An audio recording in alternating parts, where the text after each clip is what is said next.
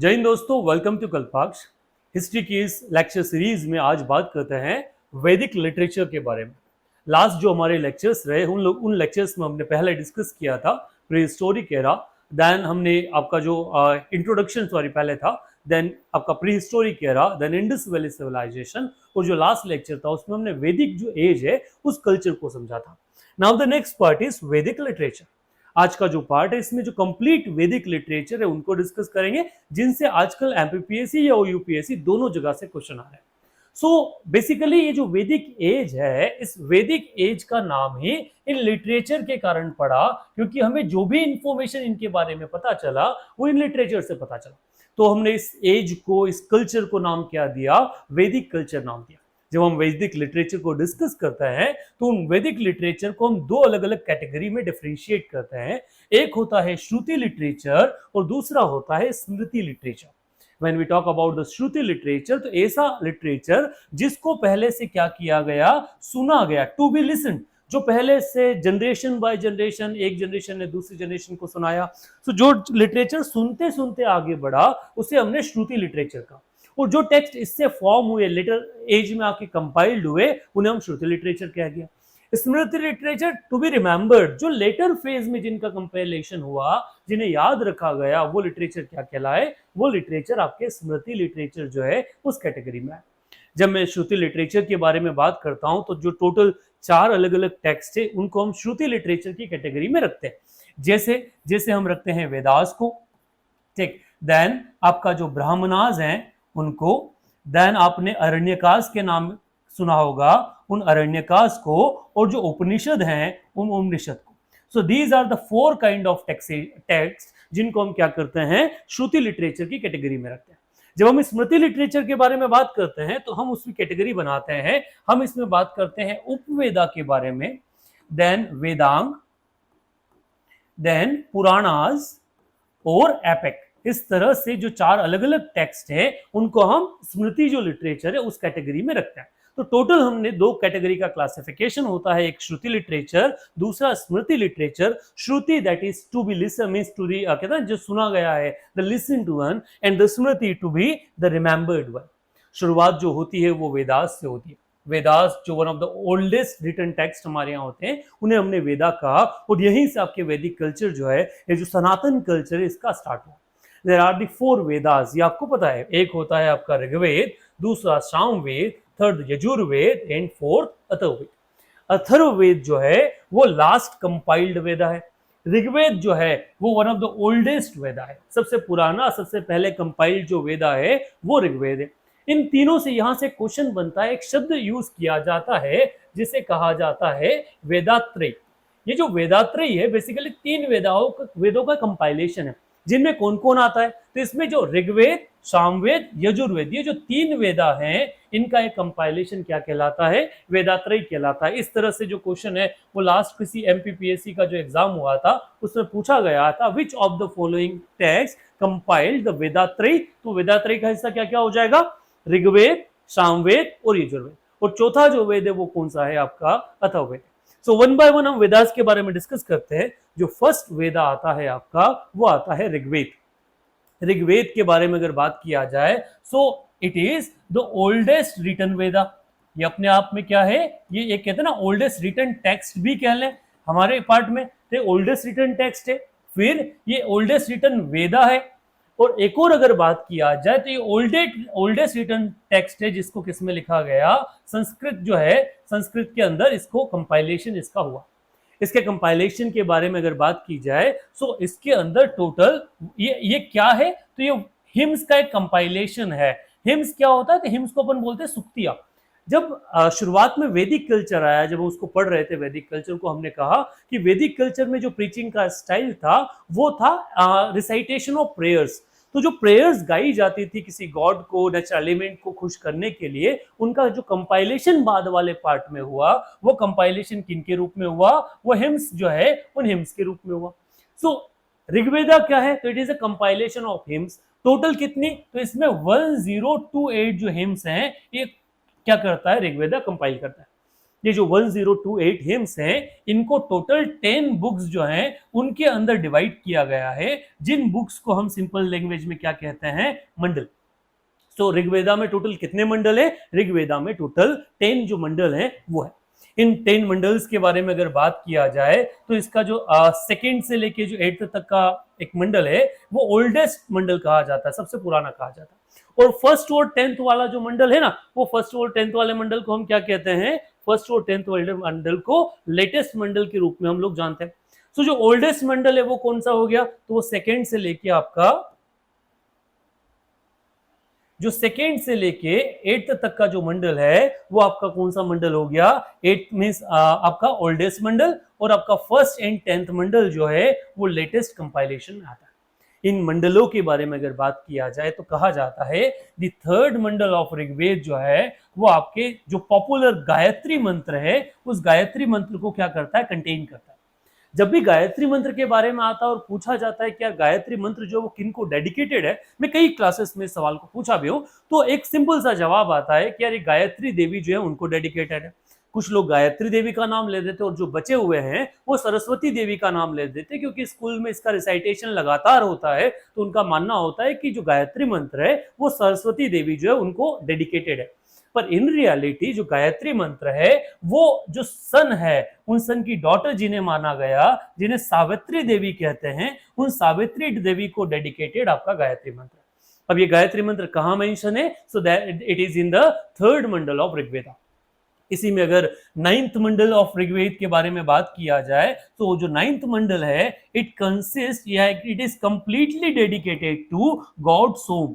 जो सोम है उनको डेडिकेटेड। अब ये जो सोम के बारे में जब बात आती है तो एक और बात आती है सोम रस के बारे में, और सोम रस को आज के समय के जो लोग हैं वो डेडिकेट मींस कहीं ना कहीं कंपेयर करते हैं अल्कोहल के साथ में। उनका मानना है कि ऋग्वेद में अल्कोहल के बारे में मेंशन है और वो क्या कहा जाता था? वो सोमरस की बात है। बट ये सोमरस थोड़ा सा अलग है। ये उस समय किसी पर्टिकुलर जो पेड़ होते थे जड़ी बूटियों को मिला के एक बनाया जाता था, एक ड्रिंक बनाया जाता था, तो वो जो एक गॉड इसके लिए पर्टिकुलर डेडिकेट किया जाता था। माना जाता था कि सोमरस पीने से जो एज है उसका इम्पैक्ट नहीं होता। तो ये 9th मंडल जो है कंप्लीटली इसी पे डेडिकेटेड है। अगर ऋग्वेदा में 10th मंडल को डिस्कस किया जाए तो ऋग्वेदा का जो 10th मंडल है वो जो आपका पुरुष सूक्त है उसके बारे में बात करता है। And the 10th Mandal is consist the वर्ण सिस्टम। जो वर्ण सिस्टम है जो बाद में हमारे यहाँ जातिवाद में कन्वर्ट हो गया, उसका जो ओरिजिन है वो ओरिजिन ऑफ ऋग्वेदा का जो 10th मंडल है वहां से आप देख सकते हो। सो यहां से इस ऋग्वेदा का क्या होता है? कंपाइलेशन होता है।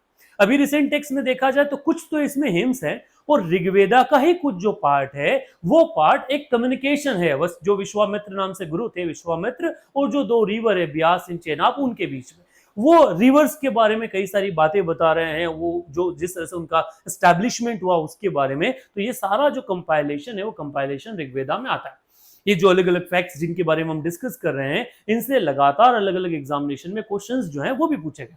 अगर ऋग्वेदा के बारे में बात करें और इसके कंपाइलेशन को देखा जाए तो कंपाइलेशन विश्वामित्र के द्वारा किया गया और लेटर पीरियड में इसका जो रिसाइटेशन है, जो संत इसके रिसाइटेशन के लिए रिस्पॉन्सिबल है इसको पढ़ने के लिए, उन्हें हौत्री कहा गया। एक टर्मिनोलॉजी यूज होता है जिन्हें हम हौत्री कहते हैं। तो जो हौत्री हैं ये रिस्पॉन्सिबल है ऋग्वेदिक जो प्रेयर्स होती है उनके रिसाइटेशन के लिए। तो आपका जो पहला वेदा है it is a collection of hymns which were dedicated to the gods which draft their origin from the natural elements, means the elements which cannot which were the out of control of the people, जो नहीं थे control में, उन सबको हमने क्या माना? God माना। और ये कंप्लीट डेडिकेशन जो है वो ऋग्वेदा का हुआ। सेकेंड अगर वेद के बारे में बात करें तो सेकेंड वेद हमारे यहाँ आता है दैट इज सामवेद। अब अगर सामवेद के बारे में चर्चा करें तो कहा जाता है it is a musical format of the Rigvedic prayers. जो भी प्रेयर्स ऋग्वेद में लिखा गया है उसको जो म्यूजिकल टोन दिया गया वो कहां दिया गया? वो सामवेद में दिया गया। सामवेद में टोटल अगर मैं हिम्स के बारे में बात करूं तो यहाँ पे 1549 हिम्स है। ये इंक्लूड है, इसमें क्या है? कुछ तो ऋग्वेदा से, कुछ एडिशनल हिम्स जो है लगभग 60 प्लस हिम्स हैं वो एडिशनल डाली गई। और ये किस फॉर्मेट में डाली गई? तो इसमें एक जो म्यूजिक है उस म्यूजिक को ऐड कर दिया गया। सो सामवेद क्या है? तो वो ऋग्वेदी की प्रेयर है जिनको म्यूजिकल टोन क्या है आपके जो सामवेद के अंदर दिया गया। जब बात आता है कि म्यूजिक का स्टार्ट ओरिजिन कहाँ से है, तो ओल्डेस्ट म्यूजिकल लिटरेचर के बारे में चर्चा करते हैं तो उसमें नाम आता है कौन से वेद का, सामवेद का। और इसी सामवेद से निकल के एक और उपवेद आता है जो आगे वाले लेक्चर में देखेंगे, जिसे हम क्या कहते हैं, गंधर्व वेद के नाम से जानते हैं। तो ये जो गंधर्व वेद है ये पार्ट है किसका, सामवेद का। और सामवेद और गंधर्व वेद जो है वो अर्लीस्ट म्यूजिकल जो आपका लिटरेचर वो है। आपने वर्तमान समय में देखा होगा जो भी वैदिक प्रेयर्स है उनको एक प्रॉपर टोन में आ गया है। अगर आप उज्जैन महाकाल आते हैं तो यहाँ पे इनका रिसाइटेशन ऑफ प्रेयर का जो तरीका है वो पूर्ण रूप से अलग है। तो ये जो टोन, ये जो म्यूजिक है, इस म्यूजिक का ओरिजिन कहाँ से मिलता है, सामवेद से मिलता है। और जब people who are responsible for the recitation उनको उद्गत कहा जाता है या उद्गत त्रि कहा के नाम से जाना जाता है। तो वैसे जो ऋग्वेद किन को कौन रिसाइट करता है, तो होत्री। और सामवेद की रिसाइटेशन का रिस्पॉन्सिबिलिटी जो है वो किन के पास में है, तो जो उद्गत है उनके हाथ में इनकी रिस्पॉन्सिबिलिटी है। द थर्ड वेद जो आपका आता है वो आता है यजुर्वेद। यजुर्वेद में जितनी भी सैक्रिफिशियल प्रेयर्स हैं वो सारी के सारी कंटेन करता है। क्या हुआ, जो अर्ली वैदिक प्रेयर था, अर्ली वैदिक पीरियड था, उस पीरियड में जो गॉड को प्रसन्न करने का जो तरीका चलता था वो तरीका इस आधार पे चलता था कि उनके सामने ऑफरिंग्स नहीं की जाती थी, उनको भजन गाए जाते थे, हिम्स गाए जाते थे। बट धीरे धीरे एक नया कल्चर आया और वो आया सेक्रीफाइस का, ऑफरिंग का। मीन्स हमारे पास जो भी चीजें हैं उनमें से एक हिस्सा किनको दे दो, एक हिस्सा भगवान को दे दो, एक हिस्सा सेक्रीफाइस कर दो। तो सेक्रीफाइस वाला जो कल्चर है वो कल्चर यजुर्वेद से आना लेटर वैदिक पीरियड में आया। और उससे रिगार्डिंग जितनी भी रिचुअल्स हैं कि कौन से सेक्रीफाइस के समय क्या किया जाएगा, कौन सी रिचुअल्स गाई जाएगी, वो सारा यजुर्वेद के अंदर मेंशन है। जैसे आपने अश्वमेध नाम यज्ञ के नाम पे सुना कि अश्वमेध यज्ञ में एक जो घोड़ा हॉर्स है उसका सेक्रीफाइस किया जाता है। तो वो अश्वमेध के समय जो सेक्रीफाइस होगा उस समय कौन कौन सी प्रेयर का रिसाइटेशन होगा वो सारा किसके अंदर मेंशन है, जो यजुर्वेद है उसके अंदर मेंशन है। फिर हर संस्कार हम आने वाले टाइम पीरियड में देखें या जो भी प्रेयर्स हम आपका पूजा पाठ देखें, यज्ञ देखें, ये जो यज्ञ आया ना, यज्ञ आया, ये यज्ञ सेक्रीफाइस ही हमने क्या किया, वेदा में जो आपका अग्नि है उसको माउथ ऑफ गॉड माना। तो जो भी चीज अग्नि के अंदर जाएगा उसे क्या माना, वो भगवान को अर्पित हो गया। मीन्स हमने सेक्रीफाइस कर दिया। अभी भी आप यज्ञ देखते हैं तो हम आहुतियां देते हैं। आहुति किस चीज की, तो वो चीज हम भगवान को अर्पित कर रहे हैं, सेक्रीफाइस कर रहे हैं। तो वो जो सेक्रीफाइस की जितनी भी प्रेयर्स है कि कौन कौन सा कहां कहां बोला जाएगा उसका कंपाइलेशन किसके अंदर है, आपका जो यजुर्वेद है इसके अंदर है। जो संत सागाज इसके लिए रिस्पॉन्सिबल है, इसके रिसाइटेशन को, उनको अद्वयु के नाम से जानते हैं। तो इस तरह से तीन नाम आप लोगों के सामने आए। अद्वयु, अद्वयु किसके लिए रिस्पॉन्सिबल है, यजुर्वेद के लिए। होत्री, होत्री रिस्पॉन्सिबल है किनके लिए, तो आपका जो ऋग्वेद है उसके लिए। और जो आपके जिनके बारे में हमने चर्चा की थी उद्गत री, तो ये जो उद्गत है ये उद्गत रिस्पॉन्सिबल है किनके लिए, जो आपका सामवेद है उसके लिए। So they are the three Vedas. जो फोर्थ वेद है उसे कहा जाता है अथर्ववेद। अथर्ववेद बेसिकली हिम्स का कंपाइलेशन नहीं है। अथर्ववेद जो संसार है, जो संसारी ज्ञान है उसके बारे में एक जानकारी जो है वो देता है। आप अगर कई बार ट्रेन वगैरह से सफर किए हो तो वहां एक स्टीगर चपका होता है, बाबा बंगाली, ठीक है, शाप, वशीकरण, ठीक है, सोतन वोतन की जितनी भी कहानी है, वो जो काला जादू, ब्लैक मैजिक से रिगार्डिंग जितनी भी चीजें हैं ना, वो सब किसके अंदर मेंशन है, वो आपका ब्लैक मैजिक मेंशन है अथर्ववेद के अंदर।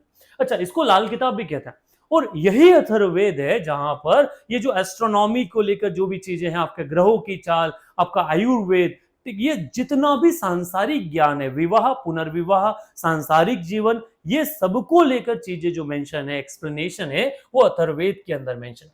अभी रिसेंटली एमपीपीएससी ने एक क्वेश्चन पूछा था, वो था सभा और समिति को लेकर, जहां सभा और समिति को अलग अलग कहां से माना गया। तो ऐसा कहा जाता है कि सभा और समिति जो दो ट्राइबल असेंबलीज हुआ करती थी वो अलग अलग कहां हुई, तो अथर्ववेद में। ऐसे सभा और समिति का मेंशन जो है वो ऋग्वेद से मिलता है, बट अलग अलग इनको पार्टीशन का ऐसा मानना है कि वो कहां से होता है, वो अथर्ववेद जो है वहां से इसका क्लासिफिकेशन हमको देखने को मिलता है। सो अथर्ववेद क्या है, तो अथर्ववेद को एक ब्लैक बुक के नाम से जाना जाता है। ये क्या है, तो ये आपका आयुर्वेद जो है उसके बारे में भी चर्चा करता है। ये जो अथर्ववेद है ये आपका जो एस्ट्रोनॉमी है उस एस्ट्रोनॉमी के बारे में चर्चा करता है, जहां से आप ग्रहों की चाल, ये जो कृष्ण पक्ष, शुक्ल पक्ष, अलग अलग तिथियां, सूरज और उसकी दूरी, ये सब तय करने की जब भी चर्चा आती है तो वेद का नाम लिया जाता है, वो होता है अथर्ववेद। तो जब हम श्रुति लिटरेचर के बारे में चर्चा करते हैं तो जो वेदा वाला कॉन्सेप्ट आता है उसमें 4 वेद आते हैं, ऋग्वेद, यजुर या ऋग्वेद, सामवेद, यजुर्वेद और Atharvaveda. Rigveda compilation of hymns, ठीक है। Samaveda compilation of hymns is a musical tone, ठीक है। Yajurveda compilation of sacrificial prayers और Atharvaveda a knowledge about the sansar या द सोसाइटी, वो सब आपका यजुर्वेद में आता है। वेदा के बाद में अगला जो सेगमेंट आता है वो आता है ब्राह्मणास का। जब भी चर्चा ब्राह्मणास के बारे में होती है लोग इसको रॉन्गली एज्यूम करते हैं ब्राह्मण से। ब्राह्मण एक वर्ण है या फिर एक कहा जाता है एक कास्ट, जिसको हम आज वर्तमान समय में देखते हैं। वो लोग जो वैदिक टाइम पीरियड पे वेदा के रिसाइटेशन पूजा पाठ से जुड़े हुए थे उनको ब्राह्मणास के नाम से जाना गया। बट जब हम ब्राह्मण टेक्स्ट के बारे में कहते हैं तो ये टेक्स्ट थोड़े से अलग है। ये क्या है, तो कहते हैं ना जो वेदा में लिखा गया उनका उपयोग कहाँ करना है, उसका जो मार्केटिंग है, वो सेल्स वाला जो काम है वो सेल्समैन का काम किसने किया, इन ब्राह्मण टेक्स्ट ने किया। मीन्स जो टेक्स्ट आपके वेदा में लिखे गए हैं, जो हिम्स वेदा में लिखी गई है, किस हिम्स का उपयोग करके क्या फायदा होना है, कैसे उसका उपयोग करना है, ठीक है, किस व्यक्ति को कौन सी हिम्स का उपयोग करना चाहिए, ये सबके सब एक कमेंट्री जो है वो कमेंट्री कहां पर मेंशन है, वो इन ब्राह्मण टेक्स्ट में mention. Means it is an explanation. अगर वर्तमान समय के आधार पर देखा जाए तो ये 2020 है, मीन्स गाइड है। आपने एक जो बड़ी किताब है ना, उस किताब के एक गाइड की भैया आपको किस तरह से उपयोग कर सकते हो, उसमें लिखा क्या है, उसका मतलब क्या होगा, अगर ये काम करोगे तो उसका फायदा क्या होगा, ये सारी चीजें आपकी कहां मेंशन है, इन ब्राह्मणास के अंदर मेंशन। हर वेदा से एसोसिएट कुछ ब्राह्मणास, जैसे अगर ऋग्वेद से बात की जाए तो ऋग्वेद से एसोसिएट 3 ब्राह्मण है, जैसे ऐतरेय ब्राह्मणा, कौशितकी ब्राह्मणा और Sankhayana Brahmana. They are the 3 Brahmanas which are associate with Rigveda. अगर सामवेद के बारे में बात की जाए तो सामवेद से एसोसिएट है पंचविंसा, सदविंसा और जामिनिया। तो 3 ब्राह्मणास जो है वो किससे रिलेटेड है, सामवेद से। यजुर्वेद से बात किया जाए तो तैतरेय ब्राह्मणा, कथा ब्राह्मणा और शतपथ ब्राह्मणा। और अथर्ववेद से बात की जाए तो इससे रिलेटेड है गोपद ब्राह्मण। ये अलग अलग ब्राह्मण टेक्स्ट हैं जो बताते हैं कि जो वेदा के अंदर लिखा गया है उन वैदिक टेक्स्ट का वास्तविक मीनिंग क्या होता है और उनका जो उपयोग है वो उपयोग क्या होता है।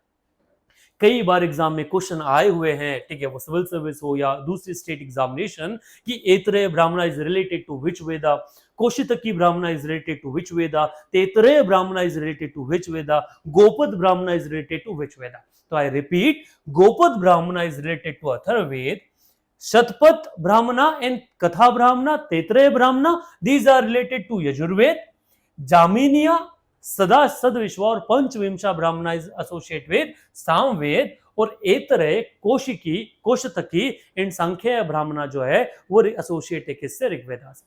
ब्राह्मणा क्या है, तो आई रिपीट, ब्राह्मणा एक एक्सप्लेनेशनरी टेक्स्ट है, एक कमेंट्री है। जैसे आप क्रिकेट देखते हो उसका कमेंट्री होता है ना, तो वो एक्सप्लेन करता है कि what is happening in cricket. तो जो बंदे क्रिकेट के बारे में बहुत नॉलेज नहीं रखते उनको उससे एक बेसिक नॉलेज मिल जाता है, तो वही काम ब्राह्मणास करते हैं इन वेदा के टेक्स्ट के बारे में।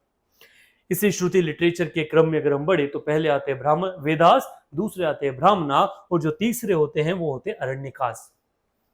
अरण्यकास ये टेक्स्ट आपने कई बार शायद सुना हो, दंडक अरण्य। अरण्य का जो शब्द होता है ये संस्कृत वर्ड है, और इस अरण्य का मतलब होता है फॉरेस्ट।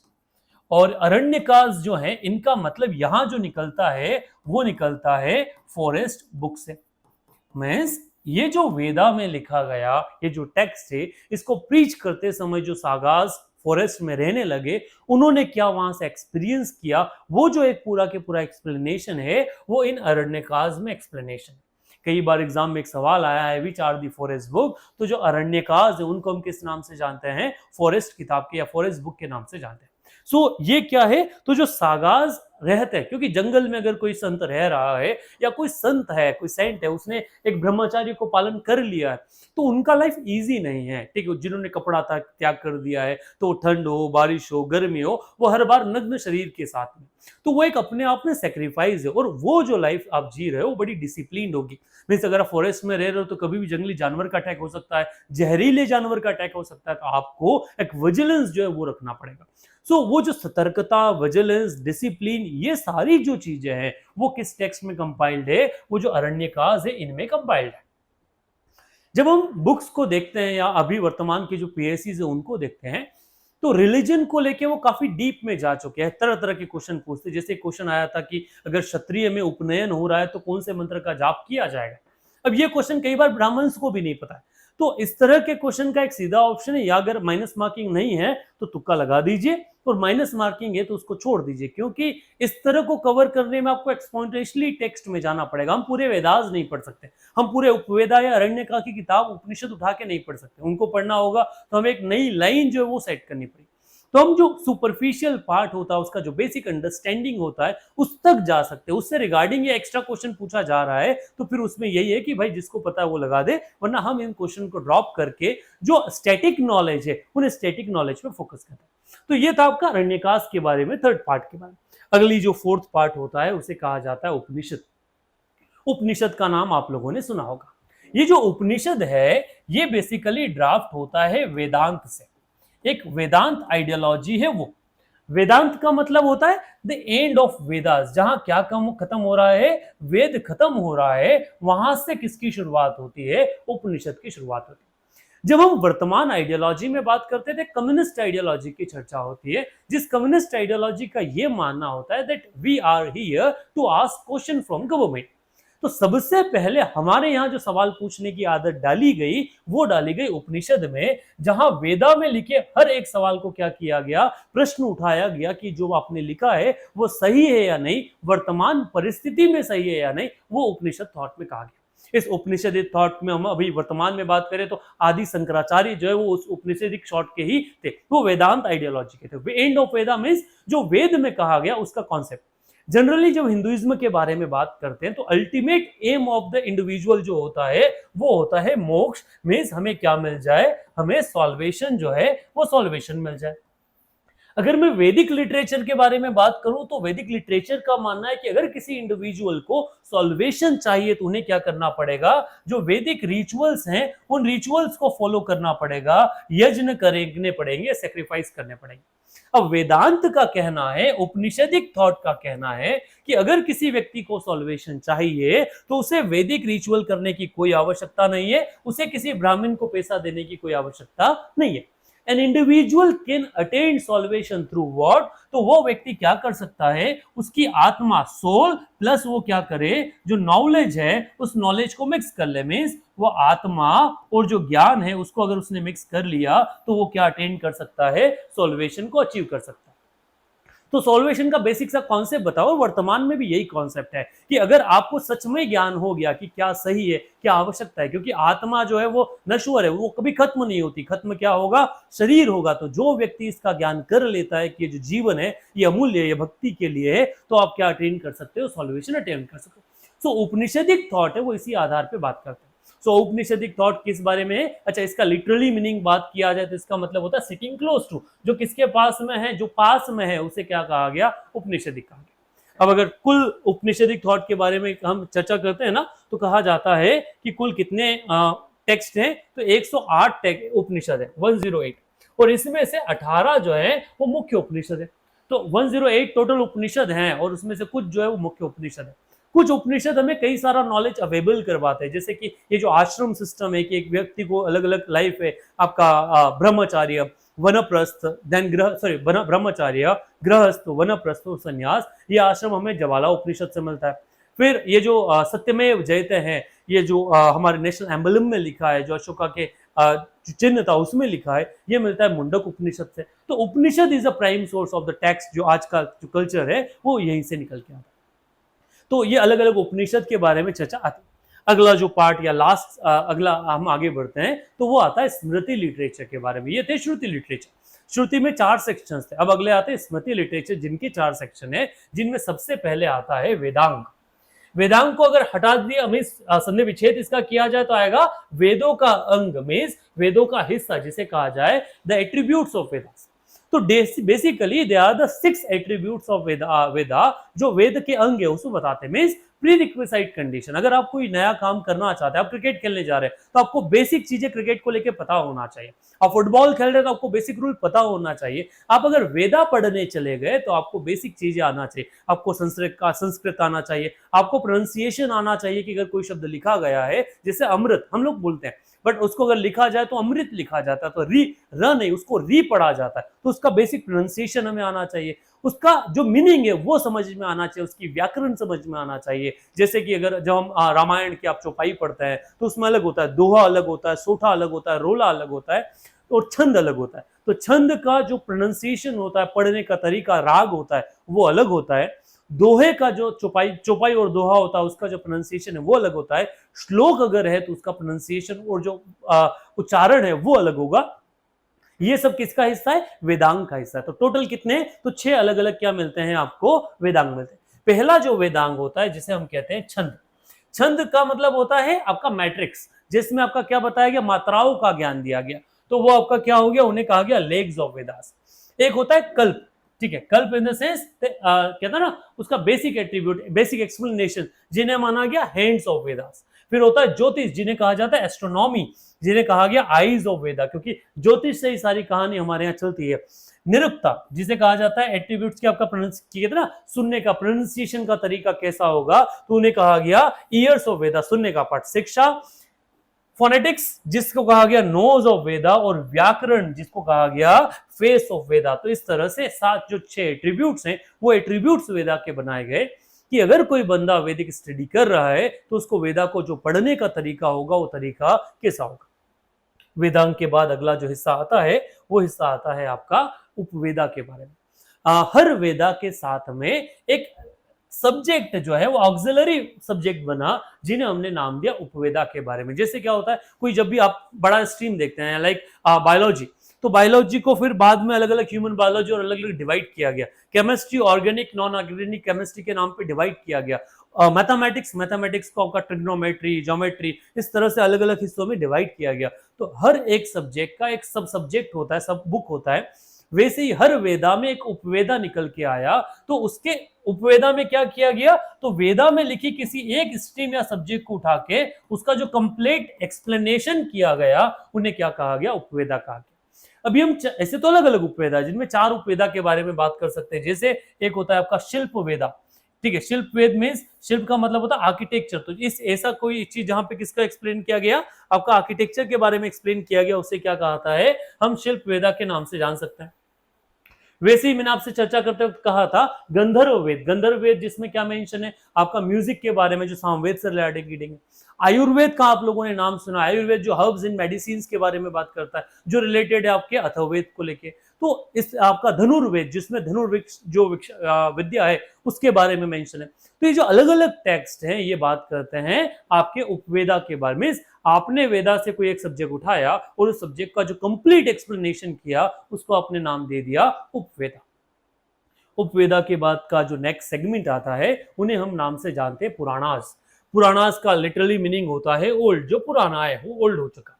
यह पुराणास को क्या किया? पर्टिकुलर किसी एक व्यक्ति को, डायनेस्टी को उठाया गया, किसी एक गॉड को लिया गया और उन्हीं भगवान से क्रिएशन से लेके डिस्ट्रक्शन की कहानी को एक्सप्लेन किया गया।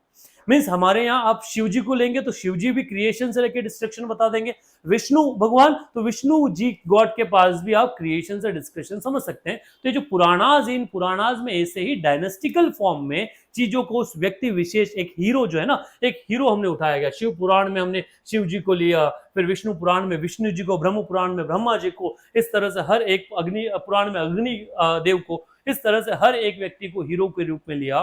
फिर उनकी जो फैमिली हायरार्की है उसको स्टडी किया और वहीं से क्रिएशन और वहीं से डिस्ट्रक्शन जो उसको एक्सप्लेन किया। टोटल हमारे यहाँ 18 पुराण होते हैं, जैसे अग्नि पुराण, भागवत पुराण, ब्रह्म पुराण, ब्रह्मनंद पुराण, ब्रह्म वेत्रा पुराण, गरुड़ पुराण, कुर्मा पुराण, लिंग पुराण, मार्कंड पुराण, मत्स्य पुराण, नारद पुराण, पद्म पुराण, शिवा पुराण, स्कंद पुराण, वामन पुराण, वराह पुराण, वायु पुराण और विष्णु पुराण। इस तरह से कुल हमारे यहाँ पे कितने पुराण है? 18 जो है वो पुराण है, जिनका अलग अलग जगह से यूज आप लोगों ने सुना होगा। इनमें से बाकी का नाम आपने सुना नहीं हो। गरुड़ पुराण का नाम सुना होगा कि जब किसी का डेथ हो रहा होता है उस समय गरुड़ पुराण का पाठ किया जाता है। तो ये अलग अलग पुराण है जहां क्रिएशन से लेके डिस्ट्रक्शन, डूज एंड डोंट्स जो है उनको बहुत ही फाइनाइट मैनर में एक्सप्लेन किया गया है। जो लास्ट सेगमेंट इस पर्टिकुलर लेक्चर का आता है वो आता है एपेक्स, जो आपके जो बड़े बड़े टेक्स्ट लिखे गए, जिन पॉपुलर एपिक्स के नाम पे अगर चर्चा की जाती है तो एक आता है नाम किनका? रामायण का, और दूसरा जो नाम आता है वो आता है महाभारत का। इन दोनों को हमने रामायण महाभारत ओल्डेस्ट और बिगेस्ट एपिक के रूप, महाभारत को तो बिगेस्ट माना गया, तो महाभारत इन दोनों की चर्चा होती है। रामायण में लॉर्ड राम और महाभारत में लॉर्ड कृष्णा और कौरव और पांडव की एक्सप्लेनेशन है। अगर रामायण के बारे में बात चर्चा करें तो इसका कंपाइलेशन जो है वो किन्होंने किया, वाल्मीकि ने किया, और वेद व्यास जो है उन्होंने कंपाइलेशन किया किनका, महाभारत का। सो ये बेसिकली एक टेक्स्ट है जहां से सवाल जो क्वेश्चन है वो पूछे जा सकते हैं। तो रामायण महाभारत के बारे में बेसिक टेक्स्ट जिनका जितना आपको पता है, कौरव पांडव के बारे में, कौन कौन योद्धा रहे उनके बारे में, सॉरी महाभारत से, और रामायण के बारे में तो लॉर्ड रामा एंड ऑल। तो ये जो कंप्यूटर लिटरेचर होता है इसे हम वैदिक लिटरेचर का नाम देते हैं। इन बिटवीन द लेक्चर भी मैंने आपसे कहा कि कई बार जो क्वेश्चन है उनका क्वांटम इस तरह से पूछा जा रहा है कि हम काफी आगे बढ़ चुके हैं। कुछ क्वेश्चंस इतने आ रहे हैं जो शायद कोई जो स्कॉलर है वो भी शायद आंसर नहीं कर पाता, क्योंकि हर बार स्टेट सर्विस या यूपीएससी जो क्वेश्चन है उनका जो डेप्थनेस है वो बढ़ा देता है। ये एस्पिरेंट के लिए पॉसिबल नहीं कि हम हिस्ट्री को इतना ला, क्योंकि हिस्ट्री का एक हिस्सा है हिस्ट्री, पूरे सिविल सर्विस में बात किया जाए तो उसमें जीएस का एक सब्जेक्ट है हिस्ट्री, और उसी हिस्ट्री का एक सब्जेक्ट है एंशिएंट, और उसी एंशिएंट का एक हिस्सा है आपका वैदिक लिटरेचर। तो आप वो फाइनाइट उस पार्ट को इतना लॉन्गेस्ट टेक्स्ट में कन्वर्ट नहीं कर सकते, उसके लिए वाइड स्प्रेड जो टेक्स्ट है आप उसको फॉलो नहीं कर सकते। So that is for today, thank you very much.